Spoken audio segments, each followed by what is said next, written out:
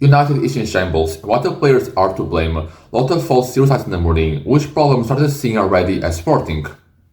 As I've said, Ruben Amorim right now is in the right spot, as is the old club of Manchester United, because he came in, with the job of trying to turn this team around, trying to set the ship, and trying to get this United team going in the right direction.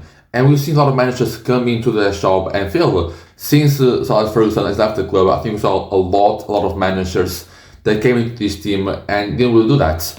Obviously, like the closest we probably got to that objective and to go for a manager was Mourinho, when it was Man United. And since then, like Ayrton Knight has been able to do that, Ole wasn't able to do that, and now Mourinho definitely hasn't been able to do that. And while I love Mourinho, I love him as a manager. I always be thankful for what he did for my club, Sporting. And to be honest, he saved the Sporting from a very tough place that we were when he came in. So I was very confident that Mourinho had the capacity and the ability to do that and save this Man United team again, like he did at Sporting. But again, the Man United is a very different beast to what Sporting is. Premier League is a far more ruthless league than what the Portuguese league is, and it was definitely be a way harder job than obviously what Sporting was. And I mean, we've seen the results. I think it's going to be decided the next month or so. There's still some belief and some confidence in the Mourinho from some fans in that he can turn this thing around and he has the ability to do so. I don't really think right now, after we've seen from almost a full year of him being at the shop, I don't imagine how right now he's going to be able to turn the ship around for the next 1 to 2 months. I think kind of his deadline, I'll say, for him to try things, try to take things in a more positive way. I don't think that's a lot of confidence in that. And I think that it's enough time until he gets sacked and a new manager is brought in. With a lot of rumors around Gareth Southgate as well to be linked to that job, Xavi as well lately, and also Graham Potter. So obviously, I don't think Mourinho will last until November. I think we've seen some news about maybe they wait to November to sack him because it's less expensive. And if that's true, I think in November we'll probably see him get sacked. However, as I said, Amorim, the problems that Amorim right now has urgent in him and the team, I think those problems, those issues, were still there when he was Sporting.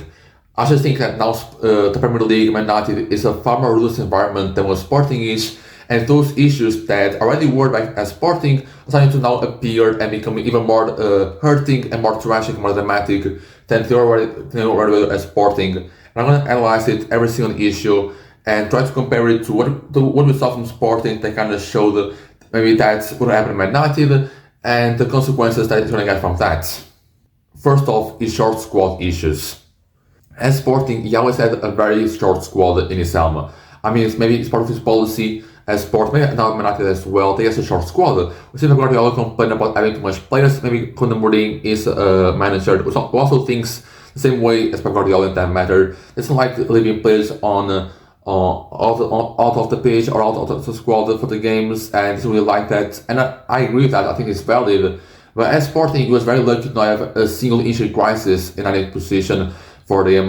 But when he left Man United, especially after left Man United, we had a very big injury crisis throughout the whole squad, but most notably in the midfield, right? We had a lot of players, midfielders injured, and since we had like maybe, I would say of my mind, we had probably like three first midfielders in a position, in the formation we had only two midfielders, obviously. And obviously, when two of them got injured, we had to play an academy player there a lot of times. We had to play the Bass was a major center back at that time, so start playing as a defender. We had to see a lot of players, even more academy players as well, start to go into the midfield, start to experimenting and try to see which players will probably fill that void even more. And also, as I said, Amorim was very lucky to not have an injury crisis throughout his old helm. The one thing I can kind of think of that kind of happened, like the most aggravating injury problem, was center back in the second year they won the league. So we had a lot of problems center back, and the game against Porto, obviously a very big game, a very crucial game when we come to the end of the season. And we had a lot of center backs injured, and then we had to play Eduardo Quaresma. It was a former wonder kid at that point that Amorim didn't really trust a lot. Then he came in, and Amorim, I don't think he was very lucky, but Amorim was lucky that Quaresma was amazing that game, and then he ended up winning a lot more minutes. But still, then, if that didn't go well, and Quaresma didn't play the way that he did play, maybe we didn't see that season as maybe more of a failure, because we have to have a one far worse defender than the rest of them playing center back for a long period of time, and maybe a lot of points that we won because of them, we want to have won now, and we have all this conversation. I think United is also still something that is that's very obvious to see. I think defense especially. I think we see, like especially last year, we saw a lot of like Masraoui playing at the back. We saw a lot of Luke Shaw playing at the back. We saw a lot of Umar playing at the back. Was in our position. I can remember now. So a lot of players that were not at the backs. They were playing there. And also throughout this summer, we saw Tony Evans leave due to retirement, and also Lindelof leave on their free Aston Villa. So to leave two defenders, obviously, we already had a very short defensive department to center backs. When you see both those guys leave and don't bring in a single center back to replace both of them, I think it just says a lot about what the squad expectations were. Maybe like the board is maybe at fault of this, but now we're seeing a lot of still Luke Shaw at the back. Every time I watch Man United, I look at Luke Shaw and I think he doesn't belong there. I don't think his place is in that back three. I don't think his place is even in the starting 11. Not even talking about that left center back spot. Also, Martinez is injured, and we're seeing some injuries here and there for the center backs. But I think like Luke Shaw maybe played every single game this year as center back. I think that's not good enough for a team who wants to win games. They cannot play Luke Shaw as center back. I think it's unacceptable, and that's just very much wrong. And again, that's the type of short goal issues that we're seeing at Sporting United. Also, like, the goalkeeper doesn't have a single goalkeeper he can trust. He brought in Sam Lamons this summer, and he's not even played a single game. And Man United obviously decided some good saves here and there, but not a guy that's really fully reliable, especially after that loss against Arsenal. And we still haven't seen Lamons play a single minute of football. And even like maybe they can in midfield, also not have the greatest depth in there also as well in terms of wing backs. So I think a lot of that squad is still very short on depth. Obviously, again, it did have a squad that was kind of short on time matter. For the time it maybe was here, I think maybe that solution probably should have been solved, and I don't think it was very much in the top of his priorities to solve when he first came to United. And we saw what happened at Sporting after he left. And I think we're starting to see a little bit more of that with Man United, starting to play a lot of players out of position, maybe even Xerxes at number 10, we saw that a lot of times. Maybe it was because of one try out, also probably because you have a lot of players to kind of play in that position off the bench. So that's an issue that obviously was a very big sport because he was lucky to not have an initial crisis. In fact, United so far, he hasn't had any crisis, to be fair. But every single team is due to have one, and I'm scared to see what happened when United actually gets that. Second problem is his right play style and his stubbornness. As Sporting, obviously, that's a big team, expect them to play kind of more on the ball. But as Sporting, he always used to play that direct play style he's been having to play for a very long time. Especially when Gyökeres came into Sporting, obviously the guy was just pure muscle for him, and obviously it's a guy that, especially in Portuguese league, because obviously the defending level is not that high as it is like in England right now when he's playing for Arsenal. I think that he was able to just play direct to Gyökeres, which is something he did a lot, especially against Benfica and Porto, like those really big teams. I think also against Man City as well. We trust a lot in getting the ball to Gyökeres' feet, right? Trust him to get the ball on his right to the goal, dribble past 1-2 players, and try to lay off a single pass, try to keep things going. Also worked very well with Sporting because we played Gyökeres, right? A guy who was very physical, which is a very dominating force in that aspect. But now Man United doesn't have that, right? Seshko obviously is a guy that, as I see him play, I can also say he has some very good link of play, and he's able to kind of a lot of times hold on to the ball and play one pass or two to keep the things rolling in that final third. But I don't think he's a guy that consistently can win every single ball. I don't think a guy that in terms of strength-wise is going to be able to get out defenders in terms of contact. Is a guy that's very skinny, and there's no single guy that front three that's kind of strong to kind of take the ball and try to brush off that physical contact. And that contact that Gyökeres kind of benefited a lot of, essentially doesn't have that. And now if Amorim wants to replicate that, he doesn't have the same Gyökeres that he maybe once had to put the ball into. And we're seeing a lot less effectiveness, I would say, in that type of football than we have in Sporting, because the personnel he has around that playstyle, that needs for that playstyle, is just not there, obviously. And also, I think it's also something that Amorim United has struggled a lot with this season, which I guess low blocks and as lesson as well. Against low blocks, Sporting and United are struggling to play against low blocks. Especially Sporting, every single time a team will play a low block against us, we will struggle a lot. I mean, nothing like in terms of transitions, we recovered very well defensively. I think in terms of being able to break the deadlock, try to break past 1-2 players, right? It hasn't found a way to truly make his team be able to break that. And a lot of the games relied on late winner goals, like we said, like Liverpool this year scored those late winning goals, even though they didn't play that much over the course of the entire game. And also depending a lot on the players' individual brilliance, right? You have Pedro Gonçalves and Tricão, who are both guys who are amazing technically and are able to make things happen in the moment allotted. And lots of times relied on both those guys, try and make something happen and try to break the deadlock throughout that way. And I think, again, not yes it, but it feels a lot as Amorim not have a tactical response, because like you can't just say, okay, let's give it to these players and try to make them do something. Obviously, yes, we have some type of reasoning, some type of tactic to target that. And so far as Sporting and so far Man United and so far as Sporting, it felt like we didn't see any of that happen. I didn't really see a sense of having a tactic, a reasoning as how I'm going to break down this low block. And Sporting lost a lot of points in a lot of the seasons that Amorim was there because of that, because we're not able to break the deadlock, a lot of draws, a lot maybe even losses. They were very much like inexcusable because we couldn't really play out our best against low blocks. Like even after we won the first title with Sporting, obviously it came into Sporting at the formation that was very new to us, and obviously was a great for in the first season. But then the 2 years after, we ended up having second and fourth. I think a lot of that became as to our team becoming way more predictable. So I think towards kind of 10 of these first 2 years as Sporting, so I see a lot more that happen. A lot more teams started to know what Sporting wanted to do, what they're going to do. And obviously we lost a lot of games because of that. And I think that when Gyökeres and Yilmaz came in that summer of 24, no, I think 23. Summer of 23, when the first game, I think was really a breath of fresh air. I think the fact that Sporting became a little more unpredictable in terms of playing football, in terms of his tactics, I think it's more towards the players that were brought in as Sporting and not really Amorim trying to tweak something to the system, because we play the same way every single time. The archetype of players that we have in every single position is still very much the same. We still see creative players at number 10 spots. We still see the midfield duo as Sporting saw that throughout his whole tenure there. We always saw a guy who was a bit more offensive, like not really great technician, like on-ball passer. More of a guy who go on the final third that makes some things happen, not really anything. But both guys will help defensively. That's the most important thing. And we saw that happen throughout his whole tenure as Sporting. And like this stubbornness again, like the thing of not changing the system, right? As Sporting, I don't think I've ever remembered him playing one time that wasn't that 3-4-1. I think I remember maybe one time I played a fourth back in a cup game, and that was the only game I remembered him maybe trying to change something for Sporting, and maybe it didn't work out because it never really kind of went after it. Also, as I said, because he has that type of mentality of trying to stick with the same player style, I'll say player type in every single position.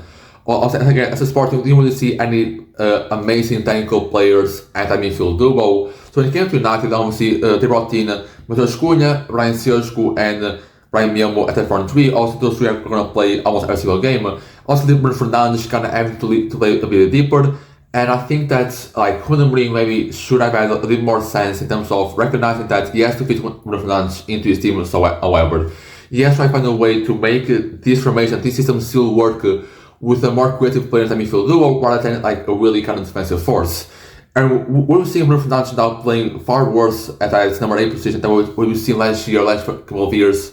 In the number 10 position, it's happening the same as Kobe Mino, for example, because the guy that also likes to play more with the ball at his feet, as Ruben Fernandes, not really try to play very directly, try to defend more, as maybe Amorim would want more in those midfielders. So that's why Ruben Fernandes not been playing great. Kobe Mino hasn't been playing much as well.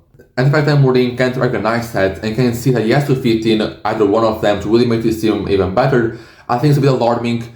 And I think that's really, like, again, the pinnacle of his stubbornness of trying to play the exact same way his entire career and also trying to take a single tweak or whatever in terms of the players he has. I think one thing I believe in, obviously some managers have different opinions, others have same opinion as me. I think a manager obviously should have his philosophy, right? His way of thinking how to play football. But I think every manager should kind of tweak that a little bit in regards to players that he has at his disposal. Also, United, when I came in United, obviously a lot of the players weren't likely enough to try and to play for the future. But still, like Kobe Mino was a cornerstone for United. He was a guy that fans loved, that wanted, supported him. He was like the future of the team. Even Fernandes was probably their best player, or still is their best player. And we still found a way to fully integrate both of them into the new system.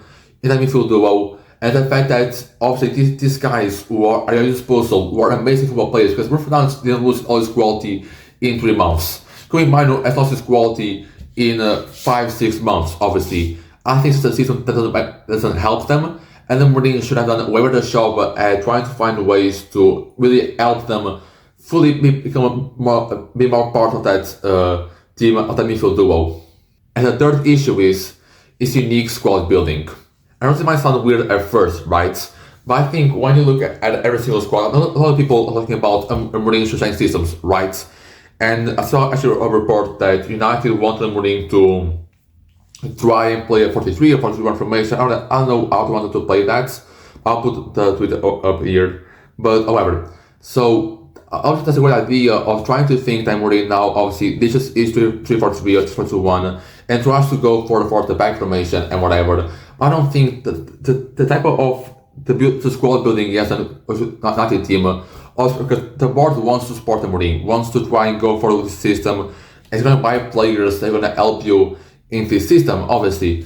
But now the players at your disposal are not ready or not like it's gonna take some time to really transition them into a forward back formation. Looking at the new signings, for example, like you mentioned, like the front four that will kind of look like in a 4-2-3-1 would be Sechko up front, Bielmo, Matheus Cunha, and Fernandes. Obviously, that's like the ideal outlook of that front four. The thing is, I don't think you want to see Ryan Bielmo, Matheus Cunha playing both as wingers. Both are guys are not going to give you any width whatsoever. Those are both guys who are very similar in terms of play style, and the fact they both brought in to play the number 10 position, which are kind of very similar to one of another, just screams, oh, maybe if you play them both together in that forward back formation, maybe the outcome won't be that good. And I fully trust in that if Amorim was really trying to switch to a forward back formation, the results won't be as some people maybe expect them to do. Maybe some people expect him to, if he ditches that formation, yeah, as always played since coming to United and since being at Sporting, that a lot of things will change. I don't think so. Even like other areas of the field, right? Like Dortmund, for example. Dortmund is a guy that's a great left wing back. That's made for left wing back. But left back, I don't think is a great area for him. So you're gonna have to be stuck playing Luke Shaw there every single game, which I don't think is great. And Amad Diallo obviously is a guy that Amorim found his way at that right wing back, obviously, you know. And I mean, last year also when he played there, it was amazing. But now, if you forget that, if you scrap right wing backs, just play with the right back, Amad Diallo is going to be a guy who's going to feel very left out, which was a guy that was probably the second best player, very close to Bruno Fernandes last year.